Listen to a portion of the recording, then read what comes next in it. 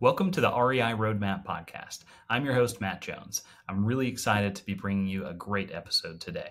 We're going to be focusing on short-term rental investments. Airbnb, Vrbo, they've taken off over the past several years, and I'm going to be chatting with a host and owner of multiple investment properties who has ridden that wave to a successful portfolio. He self-manages that portfolio and really does an excellent job. He's going to talk to you about how he acquired those properties, how he manages them, and running your numbers, all kinds of things, whether you're investing today or you want to get into it. These are things you're going to want to know, and they're going to be very useful to you. We're also going to talk about some specific tips and tools that you can use. Now, this person probably sounds like, man, they must be a full-time investor with all that build up. But no, my guest, Bill Sanders, is not a full-time investor. In fact, he is someone who works full-time in the tech industry. He's been in the tech industry for 25 years. He has his MBA. So full-time job, rental portfolio, that's probably all he has time for, right? No, wrong. Bill has 7 kids, 7, ranging from 5 months old to 29 years old. He has 2 grandkids. He has a wonderful wife, Mindy, and they've been married for 18 years. He's going to talk a little bit to you about balance, because you wonder how someone could possibly do this, all of these things. Oh yeah, plus he has hobbies and he gets into them. Shooting, perfecting his golf swing, riding his Harley. Bill is a Renaissance man, and I'm going to dig into Bill's life and Bill's investing portfolio so that we can bring you massive value. I'm really excited to have you along for the ride today. Be sure and check out our show notes for ways that you can connect with Bill, and let's jump right in. Bill Sanders, my friend, I want to offer you a warm welcome to the REI Roadmap Podcast. Thanks so much for joining me. I've been looking forward to this conversation because I know it's going to offer all kinds of insight, but also, actionable tips, which is really what we strive to bring the listeners and watchers of this podcast.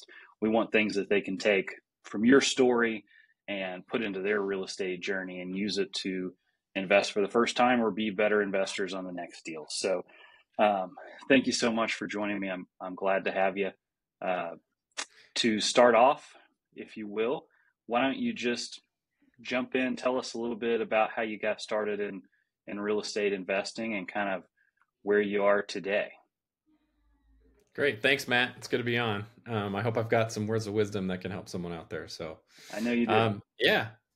So we've been doing this for almost 3 years. We got to a place where, 401ks were they always just seemed to be a wash, right? And never really getting the return that we wanted. We started working on our retirement planning and, where we wanted to be and what we wanted to be able to do. And there's some of the more traditional things that don't really take any effort or work, like 401ks, just weren't going to get us where we wanted to be. And so I had gone back to school and got an MBA and wanted to apply some of that business savvy that I learned that, I get to apply in the tech world to a certain extent in IT leadership, but it's a little bit different in real estate. So, so we kind of stumbled into it, a little bit with the first one. That's how everybody gets in real estate. I know, right? So true. And it was funny because, we had family living in Pensacola, and they were taking care of an Airbnb there for friends of theirs. And those friends decided to sell and said, hey, they told us, hey, they're selling their Airbnb. And we thought, man, maybe we should buy an Airbnb. And so we looked into it. We didn't end up buying that particular property, but, you helped us find the one there by the Pensacola Bay Center. And we got into that property. And, for that first year, we just ran the one. And I decided to self-manage it remotely.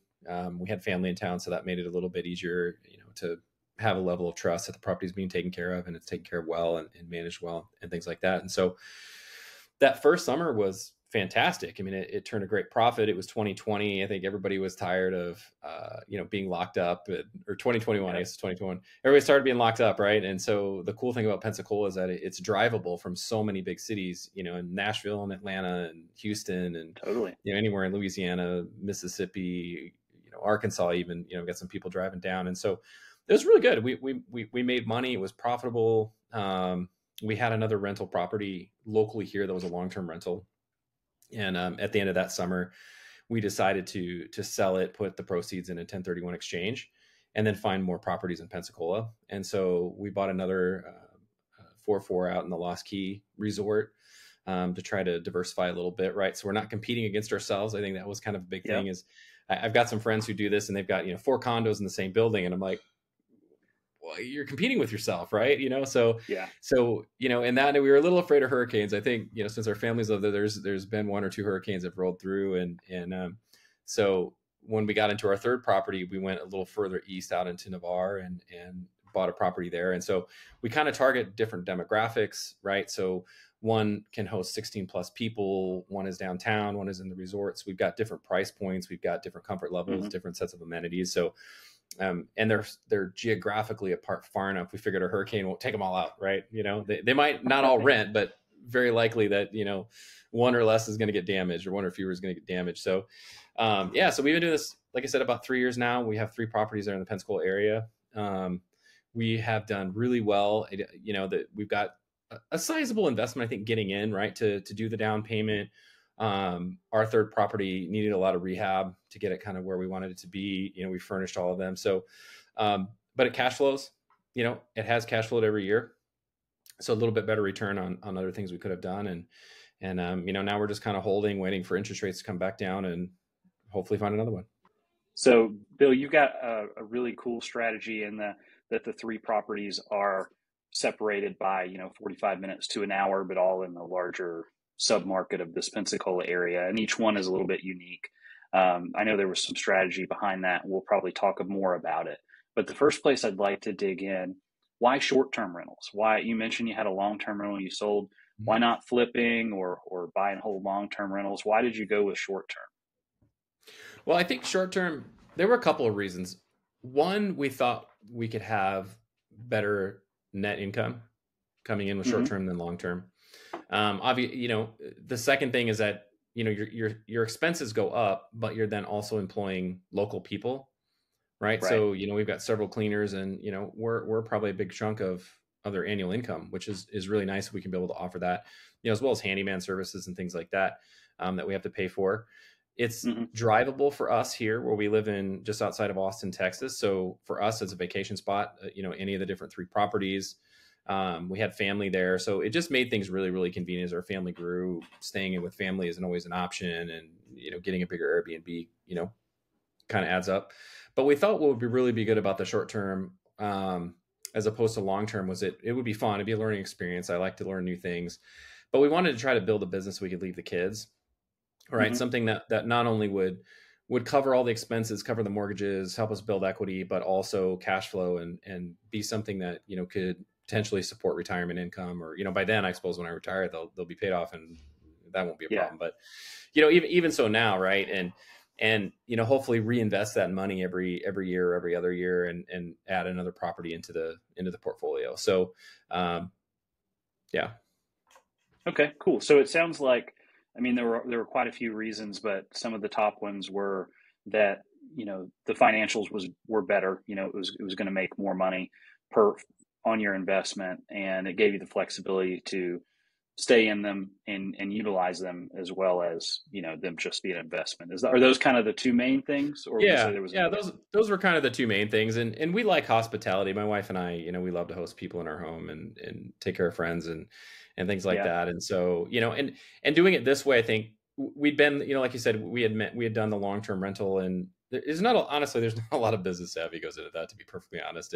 So I wasn't really learning anything, and I felt like we could always generate more money if we invested those funds somewhere else. And I think we have, right?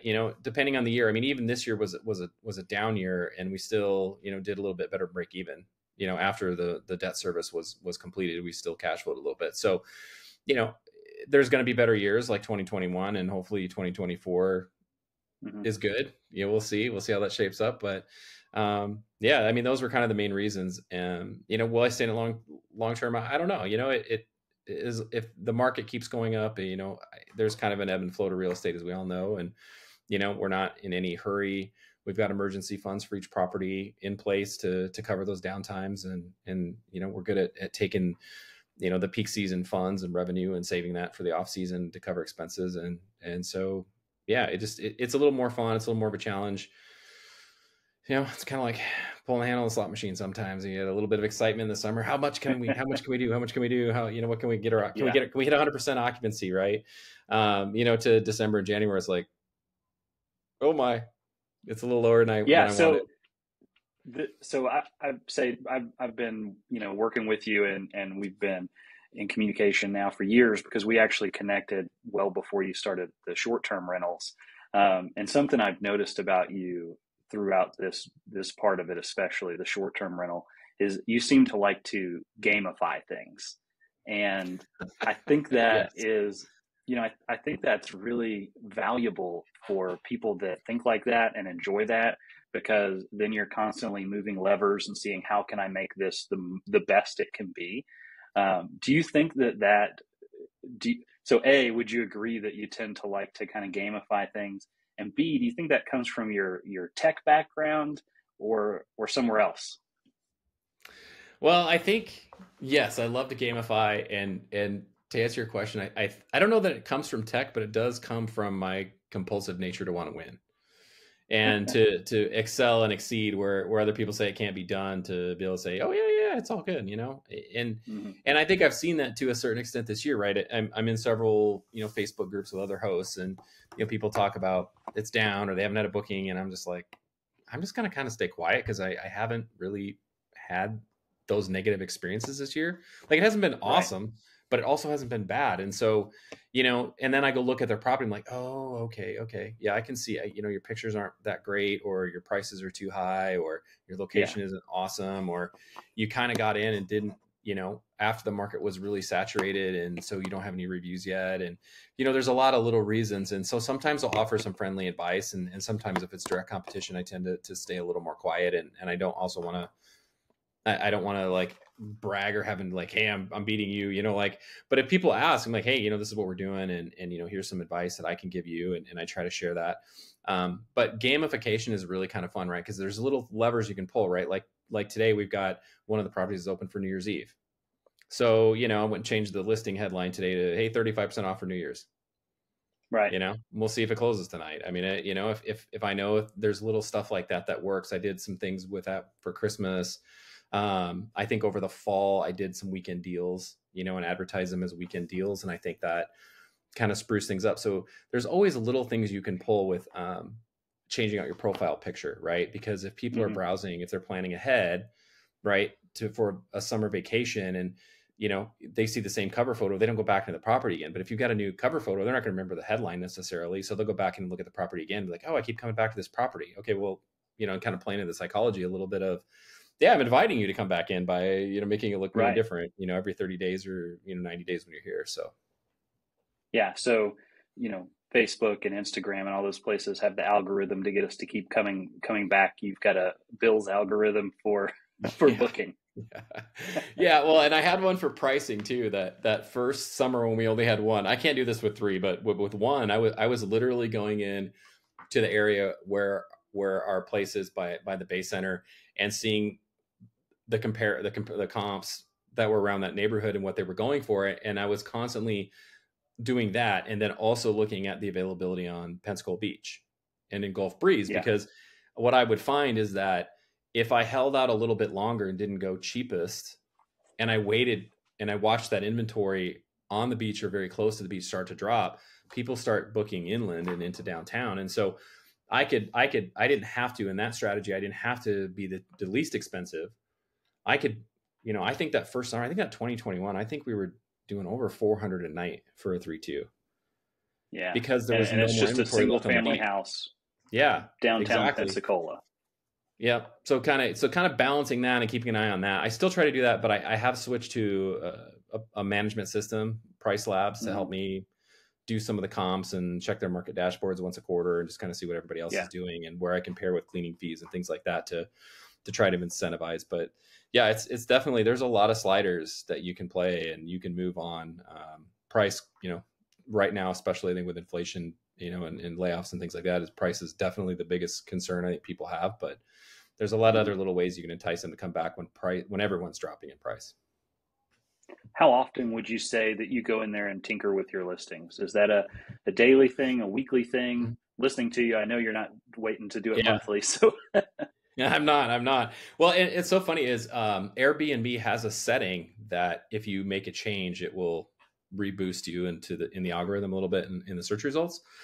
yep. So I have Price Labs. One of their check boxes is they make a subtle change, like adding a space after a sentence in a paragraph, because it will pick it up as a change in Airbnb and boost you.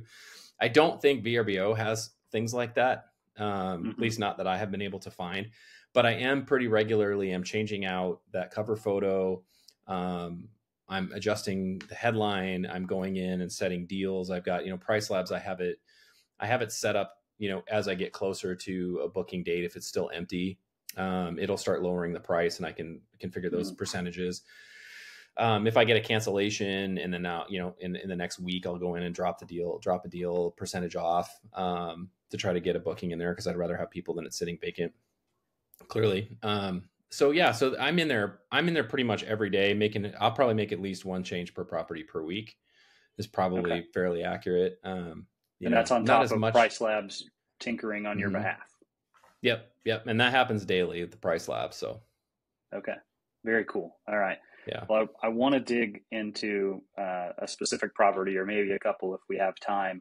But, first, as a fairly new dad myself, I've got a 14-month-old.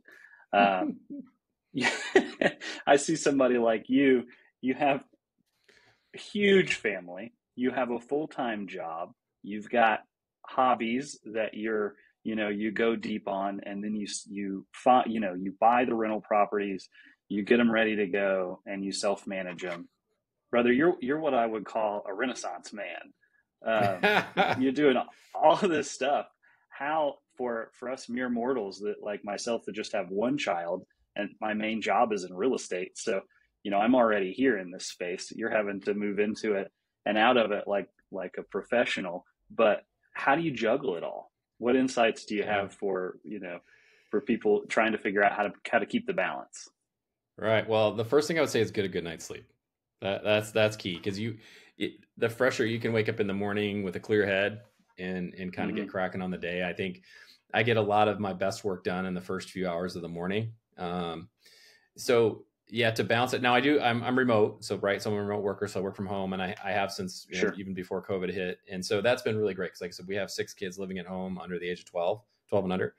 My wife's a stay-at-home mom. So, and we homeschool the kids. So, life is pretty full. We're all here all the time. Yeah. We've got we do foster care on top of that. And so we've got some younger kids in the house. So we have, right now we have 12, 11, 6, 3, 2, and 5 months, all living in the house. And so we've always made it a priority sleep for the kids as well, for rest time. And so that kind of equates to you have a lot less busy schedule of things to do outside, and extracurricular activities. And so I think we try to not be the busy family that always has someplace to be and always has something to do. And, so we try to space out events and things that we want to go do, to fit in and around nap times, and, not constantly be on the run. And because of that frees up the ability to not only take care of them and help out as needed, but do my normal day job. And then I've got my laptop kind of on the side to manage the business if something pops up, or I need to address something, or I've got a vendor coming in. My work's pretty flexible. So if I need to hop out for 5 minutes and take care of something, I can do that. I think that really, really helps. That would be a little hard to do, I think, if I was at an office all the time. I think not because I wouldn't get the work done, but just because perception, right, that it's an interference kind of thing. And so I think remote working is a big plus there. My wife is fantastic with the kids and taking care of the home. And so I don't, I can come into my office at 8:00 and head out at 4 or 5 for dinner. And, I'm not coming into a mess. I'm not coming to a bunch of chaos. Like, it's been managed pretty well all day. And so I can kind of leave the office and kind of unwind and just enjoy them and play with them. And then I can work on some more stuff at night, or I can do it first thing in the morning. Even in the peak season, it's not that hard to self-manage 3. And the reasons I found for that is, number one, I have a fantastic cleaner.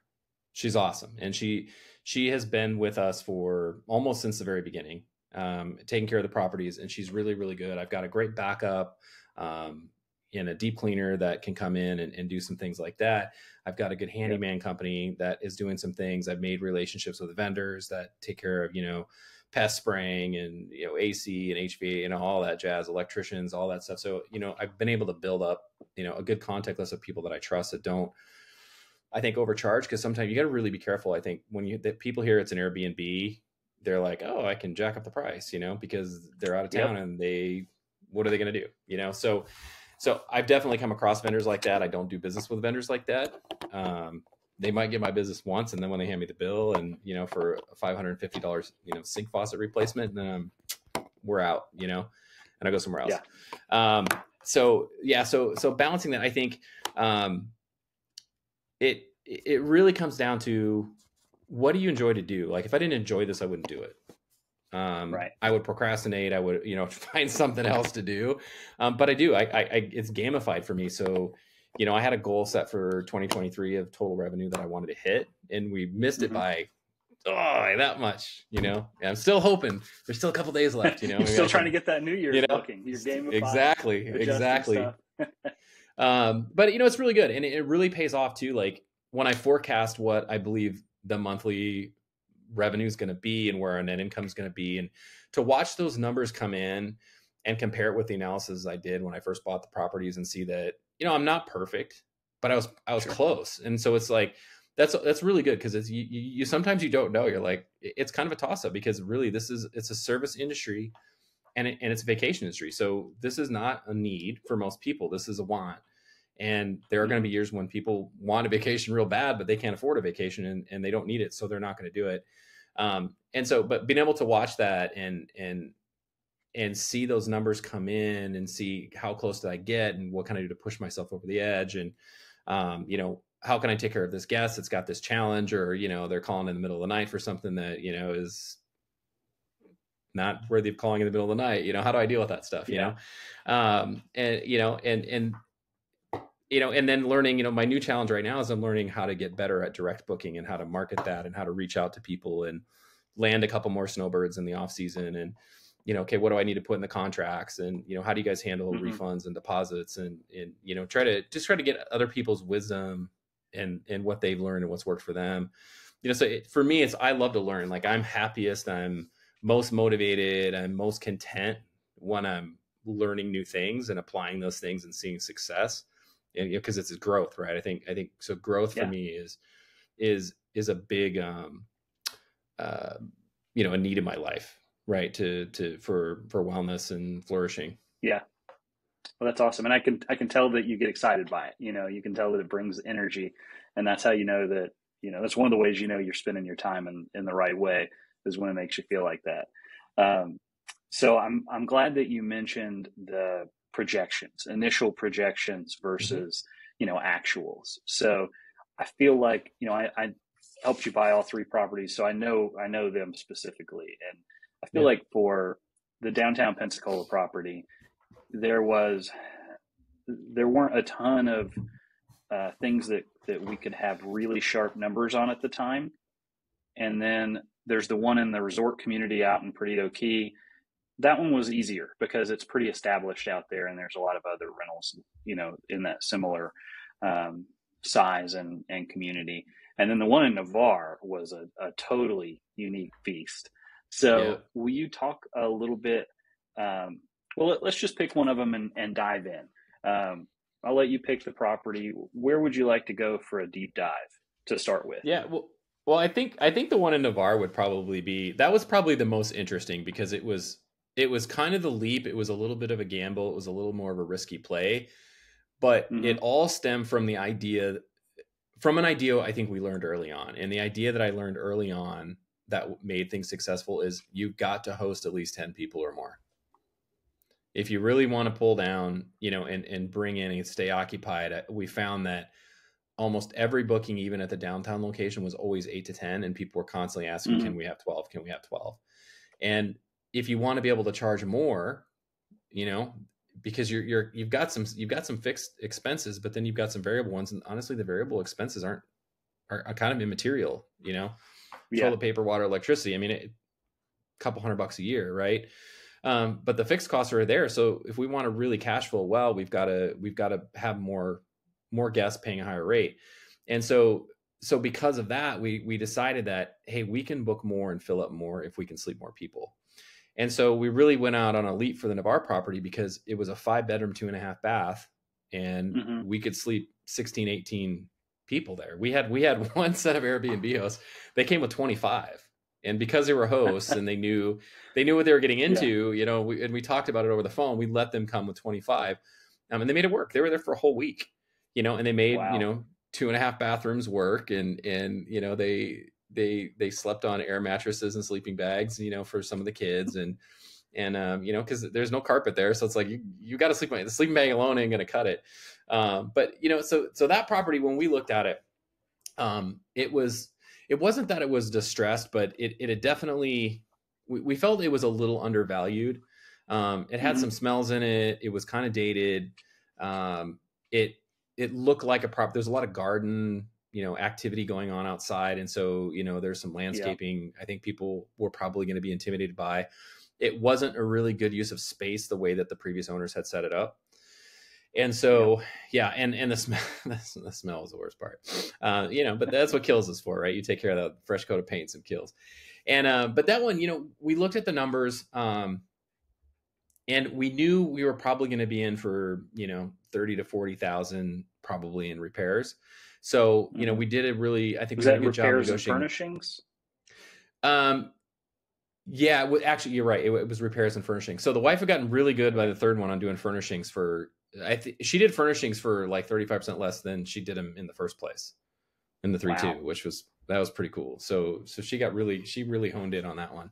She took advantage of, Ross and Walmart and Marshalls and, really where we invested the money then was in really nice mattresses, for a good night's sleep, right? If you're on a vacation, your mattress and your pillows stink and you sleep poorly, they're not coming back. Right. So we invested there, and then we invested in higher end sleeper sofas that would be very hard to damage or break and very, very easy to use. So something more like a resort style, like a Disneyland style, sleeper sofa, so that we could offer 2 more spots to sleep, without having the worry of, are they going to crunch that bed back in and the springs are going to get bound up and things are going to break.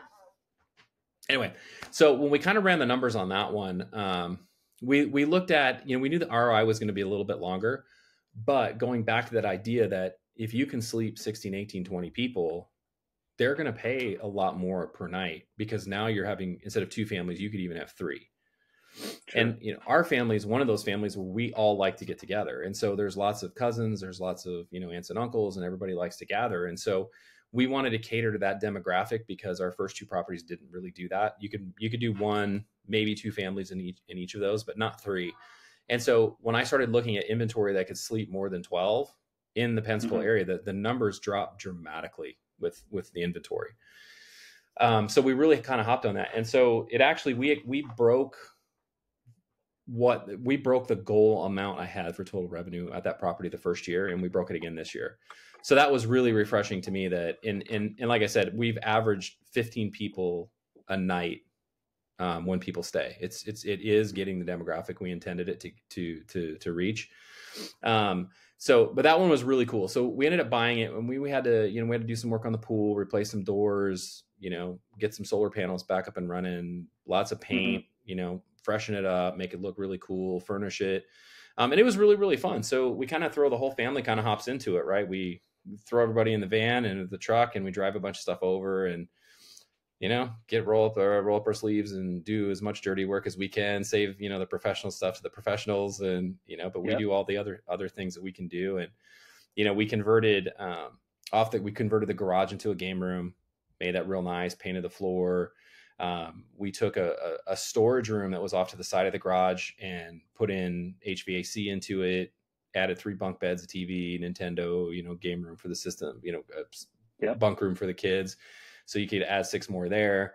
We put in the smart TVs and all that stuff that everybody kind of wants. And, it kept it kind of, it wasn't like, it's not fancy, but it met people's needs, trying to think about, okay, if there's 15 people here, what are they going to want? Right. It's got a full kitchen. It's got a kitchenette. So let's make sure there's dishes and silverware in both. Let's make sure there's a Keurig in both, a toaster in both, pots and pans in both. Yeah. Right. Like if they want to cook a big meal, you can spread it out a little bit. There's enough dishes and place settings for all those people and more than enough towels and things like that. And so that property, I think when we set the price on it, the first June we opened it right at Memorial Day in 2022. And I was a little nervous when we came into June because it didn't really rent the first 2 or 3 weeks, but the listing had only been live for about a month, but it just took off, and we had a fantastic end of June. We had a fantastic July, even into August. It was booked every day. And so that property's been really, really fun. It actually, the only hard part about this one is the insurance came in much, much higher than I thought that it was going to be, because of the age of the house. Because of the age of the house and the fact that it's a short-term rental. The insurance costs were expensive the first year and they got worse the second year. So I've really had to stay on top of that, be in touch with my insurance agent as renewals come, and making sure that we're pricing that out and looking around and seeing what we can do. And that's probably the only caveat on that one, that I think it's an expense I can't avoid, and it's it's an expense I can't negotiate either. So I just have to stay on top of that and try to mitigate. Brings up a really good point for anybody that's getting into this, or who's not, who's not really experienced. And that's something I'm pretty sure that you and I discussed in depth in this process, is you absolutely want to have some margin. Had you been buying and investing on a razor thin margin, either not having reserves or not having extra, revenue coming in, something like a probably almost double insurance cost, if I remember, could be crippling for somebody. So you need to have some margin.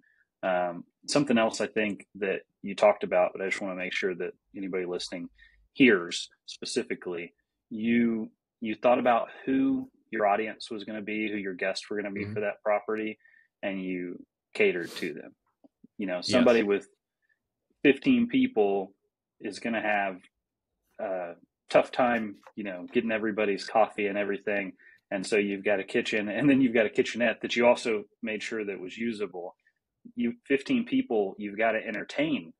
Usually 15 adults don't come together, although they may from time to time. Most of the time they're going to have kids. And you've got you've got a pool you mentioned, which is really cool. It's like a little cocktail pool. What is it? 5,000 gallons. Yep. But it serves a perfect, use for guests. You've got a game room. You've got plenty of parking because you kind of have 2 driveways at that place.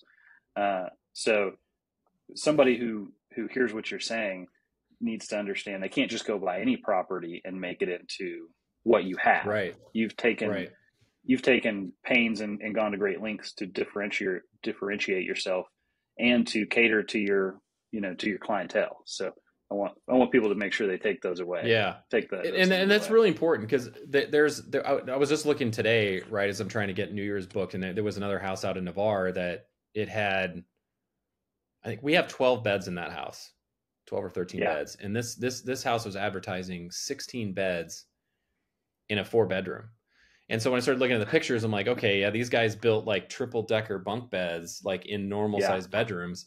Right. And then had 2 bathrooms. And so, yes, you have the beds and that makes a headline, but when people start looking at it, it's a little sketchy. Right. And so you're absolutely right. When we looked at this property, we wanted a property that would sleep this many, right. The 2 driveways was a big deal. The master suite. So this house has a master suite that has its own, we thought about it for a while. We even put a door in for this with a double deadbolt on each side that I could rent out just the master suite if I wanted to. And it's got a kitchenette, it's got a bedroom, it's got a bathroom, and it has separate access. So we thought of the different ways we'd use it. We haven't used it that way yet, but you're correct. With the 2 driveways, you can park 5 cars, which is enough for guests, party of that size. And the 2 kitchens and things like that. So there were definitely things that we took into account, bigger yards so people could actually play and kids could get out.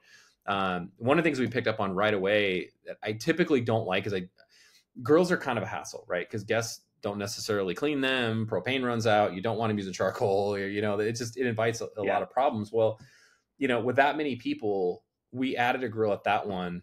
We got a great deal on one at Home Depot, I think. And we added a propane grill.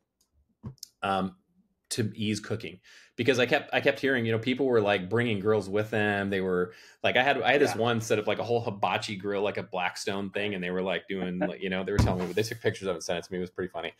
So I added a grill because it's for those larger groups that they just want to do hot dogs and hamburgers and, feed a whole army of people, really trying to pay attention to that and keep those things handy. We've got a lot more beach stuff there, that's set aside for them, and tankless water heater, right? Because even if you only have two bathrooms and two showers, you got a tankless so it doesn't run out. So at least you still got hot water and everybody can cycle through. Like at a resort property, we sleep 12 there, and it only had one 75-gallon. At the beginning of last year, we added a second inline tank because you can only get 4, maybe 5 people through showers in the morning, if you're fast, if you're taking a quick shower. Yeah. And so with that one, we added to it. So there's a certain element. Yeah. Whoever your demographic is, you got to make sure you're catering to what they're going to consider a need once they're there. It's still probably a want, but they're going to think of it as a need. I need a shower. I need a hot shower, and I'm here at this resort. Yeah. If we run out of hot water, there's a problem. So I've noticed with short-term guests that most of my personal rentals are long-term. We've got a short-term, but I noticed pretty quickly the difference it was in long-term guests. I'm providing housing in their home, and they have certain expectations around that. Short-term, the expectations are totally different. You're in the customer service world, and where somebody who takes a shower in their home, 365 nights a year, has to take a cold shower for a day or two. They're going to live with that. It's just part of, nothing is perfect 365 days a year. People want perfect on vacation. Yes, they do. And they're paying for it, and that's how they think about it. Yeah, that is 100% true. Do you mind jumping into some of the numbers on that one as far as income and expenses? Just anything you want to share that might give people an idea, if they were trying to find something on their own, what the numbers actually look like. Yeah. So I think kind of one of the first things that you should do is decide on the demographic, right? Kind of figure out what your sweet spot is of the type of guests that you want to cater to, right? Because each type of guest is different. You've got vacationing families coming together. You've got, people coming into snowbirds. You've got, folks that have a lot more money and came in probably to a resort to play golf. Versus a bunch of kids coming out for spring break. And so you've got to really, I think about, to a certain extent, what's going to be your primary demographic. You're going to host them all at some point, but finding out which one of those that you really want to dive into. And from there, then that can kind of dictate what house you buy, right? It's okay. If I'm going to cater to, to the younger folks, let's get it closer to the beach. If I'm going to cater to, retired folks or people, mid-career, let's get them in a resort. They're going to want super comfort. They're going to want a proximity to restaurants and golf and things like that. And then what I did is, when we kind of sat down and started working this, I started trying to come up with just some general estimates of what this was going to cost, right? Figuring out what the purchase price was, what the current value, an assessment was going to come in at, how much I thought it was going to cost to get ready. And then I tried to do some basic calculations, and this is the hard part, right? And like you mentioned with Wright Street, we didn't know what that was going to look like. I try to forecast what I think the total revenue could be, right? How much can I book? And so there's some services online you can look into. Bigger Pockets, I think, is one I used. I think I used a couple of local management agencies that gave me some estimates. And I blew those all out of the water. I think, with that Wright Street one, they were saying, 32 to 35. I think the first year we did 65 for the first 12-month cycle. But we average almost 50 a year in total revenue there. Yeah. Which is really good. So then it's a matter of, and I was pretty close, like with the forecast, I was just looking back at my estimates, prepping for this conversation, I had forecast, I was pretty close. I was within 10% of all of them. And I actually forecast lower than what they actually made. So I was trying to be conservative. And I think that's always be liberal with your expenses and be conservative with what you think your revenue can be, because you're going to have off years. You're going to have great years. You're going to have off years.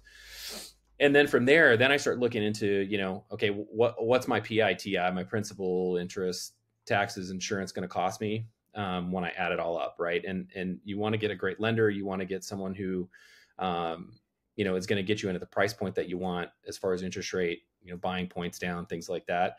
I'm a kind of probably the old school where, the value of a dollar today is worth more than it's going to be tomorrow. So for me, the less cash I can put into the deal, that's what I would prefer to do.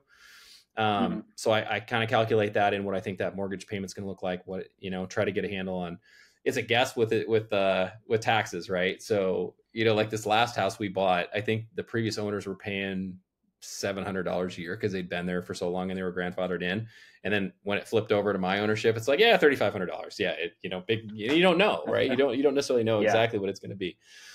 But I try to figure out as many of those costs as I can. Pool charges, trash, security system, if you're going to have, remote access, who does your internet? What is that going to cost you? What's your water and electric going to look like? This last property had solar panels and I had to get a bunch of stuff turned on, but then it effectively cut my electric bill in half. So there were some things like that. And I think if you can do that and feel comfortable with the numbers, and like I said, be liberal with the expenses and conservative with the revenue, I think you get a pretty good idea of what you think your net operating income will look like. And I think for me, I was kind of a beginner at this. And I think one of the things I probably didn't look at hard enough, there's two things in this. I didn't look hard enough at after your net operating income, and you look on your balance, on your P&Ls, that doesn't include your principal and your mortgage payment. It includes your insurance and your taxes, but it doesn't include that. So you've got to look at your debt service as well, and make sure you're adding that in, because your QuickBooks is going to look, wow, I'm making all this money this year. Well, no, add in your principal, subtract that off there, and then you're going to see that number go down.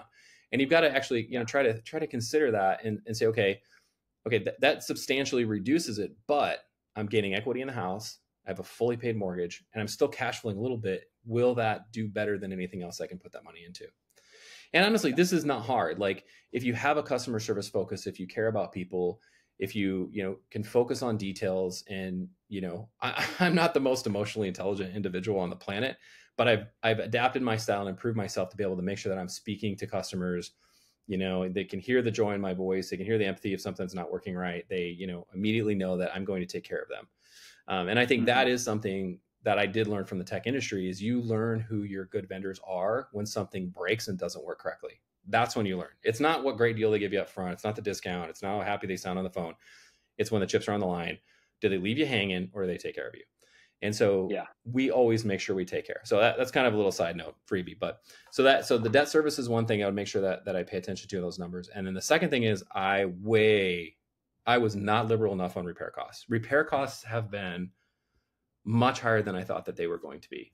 I think I'm averaging for the 3 properties in the 22 to 26 range annually, right, for repairs and maintenance. So that's your lawn care, your pool cleaning. But I had big repairs. We had a refrigerator go out, a pool pump go out. We added another water heater. There's some of this other stuff that we've had to do that qualify under that category. And it chews in. I mean, it really, really does. A ceiling fan goes out, boom, you got to buy the ceiling fan and the labor for someone to put it in, right? You've got a window leaking at a property. You got to find the leak. Then you got to fix the leak. Then you got to repair the damage that the leak left, right? So if you're not good at figuring out what your repairs and estimates are going to be, don't buy a property with a lot of deferred maintenance, right? In the real estate world, you've got classes of property, right? Don't get a class C or class D, because you just don't want to have anything to do with that, right? It's just too much deferred maintenance. And so I think from a numbers perspective, if you factor all those things in, you can get pretty close to what you think you're going to do. And anything, in that 5 to 15 or better, cash flow range is fantastic. I mean, what else out there right now is going to get you a 5% return plus all your equity, plus all your bills paid, right? Like, and you're building something there that you can give to your kids. If you want to switch properties over time, you've got the 1031 exchange to protect your tax dollars, and not chew up, 15% capital gains every time you want to swap out a property. So you've got a lot of options, and real estate is a really, really good way to do it, whether it's long-term or short-term. Yeah. Awesome. Okay. Well, one thing I heard there is, I think you did a great job kind of going into the numbers and all the specifics, but again, my takeaway was kind of, do your research, however you want to look at it, to be able to come up with reasonable estimates. Like, you didn't look at one place or just take a guess on what the income was going to be. You looked at multiple places. You got, several sources gave you information, and you put that together and made your estimate. You looked at the taxes, and they're going to go up, but you didn't just say, well, let's just add $100 to it. You tried to figure out what is it going to do, and then went from there. And because you did those things up front, when you did have some stuff like higher than expected expenses on repairs, you had the margin to cover it. Yes. So yeah, and cool. It's really, really critical. And it for me, like, we don't really spend any of the business profits, right? It can be a big temptation in June, July, and August when you make the majority of your money for the year to want to touch those funds, but stick it in a 5% money market account and hang on to it, because you're going to need it in November, December, January, right? And so I think you're right. I would maintain, for me personally, we carry at least 3 months of total expenses for all the properties, if nothing booked, because that's a hurricane, right? That's a really, really bad recession. So you're correct. Knowing what your costs are going to be, knowing how much you need to make, and having funds set aside to cover you in the downtimes is a really big deal. Absolutely. Cool. Very cool. Well, I know you've given some tips and best practices. Anything else that you would share as far as tips and best practices for either somebody trying to get into it, or just somebody wanting to do, who's already investing a little bit, but wants to, like you, gamify it, and they want to up their game? Yeah, I would say, I think probably the things that have mattered most for us is we go and we stay in the property for a week after we've got it set up and see what's missing. I think that is a really, really good thing to do. And then secondarily, it's having a cleaner, and a maintenance person that actually care, and they have an ownership mentality that'll change out the light bulb, right? That'll swap the batteries when that they hear beeping in the background, right? Mm-hmm. They make sure that they're letting you know when inventory in your closet's getting low and what to order, and they let you ship stuff to their house. Like, have that kind of relationship, and pay more, right? Like, this is really seriously. And I think probably not enough hosts look at it this way, is the cleaner is your front counter person to your guest, right? They don't see their face, but they see the result of all of their labor and all of their work. And if your people feel like they need to hurry and get the heck out of there and get on to the next job because they've got bills to pay, and they're not looking at it like, yeah, I'm good, like they paid me to be here, I can take care of all this stuff. I think that probably is the number one thing, for us, is making sure that the people who take care of your properties feel taken care of, feel valued, right? Because they are it's not lip service. It's actually, I thank our cleaner every morning. I'm like, thank you for cleaning today. Like, this is, I can't do my business if you're not there. And so I think valuing that relationship is good. If you take care of that, like, that's 99% of guest problems. To be perfectly honest, right? Yeah. You're always going to get a guest who will find the one crumb of food the little kid left under the TV stand, or that will notice there's some dust on the ceiling fan because it hasn't come to the quarterly clean or whatever. There's always little stuff, and so for those things, it's just acknowledging the problem. Hey, sorry about that. What can I do to? I've gone to approaching, I'm not asking them what they want me to do. I'll offer them, hey, is it fair if I just take $25 off the price? And is it fair to you if I do this? Is it fair to do that? And I think if the guest leaves and feels taken care of, they'll leave you a 5-star, which kind of leads me to my third thing is I always, always, always ask for a 5-star review. And I don't ask them until my cleaner has been in the property, has seen the condition they left it in. And I tell them that I'm going to give them one. Hey, thanks for taking care of the house. We're going to leave you a 5-star review. We'd appreciate one in advance. It helps grow our family business. Like, I make sure that I'm communicating an actionable step to them so that they will do it. Now, what I'm also doing is I'm also including, if you would like to book with us again in the future, reach out to me directly, because I can get you a good deal. Now, the good deal to me means I will book you direct, and I will save you all the fees of all the online platforms, because you've already stayed in my home and I know that I can trust you to probably come again. So that's kind of the things I think that have worked for us, is because I would love to convert all of those Airbnb and VRBO fees into, I'll make a little bit more and I'll lower it's hundreds. And sometimes it's like you get a weekend summer, it's $1,000 they're paying in fees. So, trying to communicate those kind of things. So those are the things that I would pay attention to is, stay there, take care of your cleaner, ask your guests for those reviews and make sure that, if they run into a problem, you're offering them something that's fair, that is going to say, wow, they're awesome, they're going to take care of me. So very cool, man. That is some awesome stuff. I know that people are going to get a ton of ideas and stuff they can actually use out of that. So thank you. I hope so. Let's jump into our rapid fire round. I'm going to hit you with several questions, and don't spend a ton of time. Just kind of give me what comes to mind on them. And the first one: what resources or tools have been pivotal in your real estate business? QuickBooks, my bookkeeper, okay, Price Labs, and the VRBO and Airbnb utilities looking at other people's properties. Okay, excellent. Are there any must-read books, go-to podcast, favorite YouTube channels? Are there any just resources that you love for real estate content that you've gotten your a lot channel, out of? Matt, your channel. Suck up. Give me a different answer. Honestly, there was a couple I started watching at the beginning, and honestly, I think probably the go-to book I would read, and I'm trying to remember the name of it. It's there's a book written by Disney about how to take care of guests, and I'm absolutely drawing a blank to the name of that book right now. We'll figure it out, and I can put it in the show notes. I haven't heard of that. Be our guest. So I'll have to check it out. Be our guest. Oh, that makes sense. That makes sense. Yes. Okay. Read that. Like that will change your life. Very cool.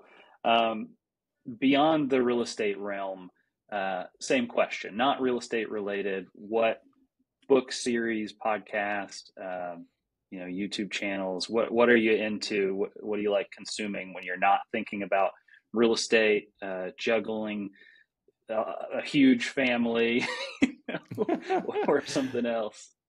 I watched the Warrior Poet, who is a retired ranger living outside of Atlanta. He does the Warrior Poet Society Network. Got all kinds of stuff on traditional moral values, raising your children, defending yourself, being a protector. Sometimes he delves into a little bit of the politics too. I do that, and then there's a YouTube channel called Good Simple Living, which is a couple that moved from Vancouver, Washington to northern Idaho and did their own homestead. I've been watching them for since before my first STR. Like it was an empty slate of land for them, and now it's got houses and barns and garages and all kinds of cool stuff. So it's fun to watch those. Okay, that's awesome. When you reflect back on your real estate journey, what or how has real estate specifically enriched or added value to your life?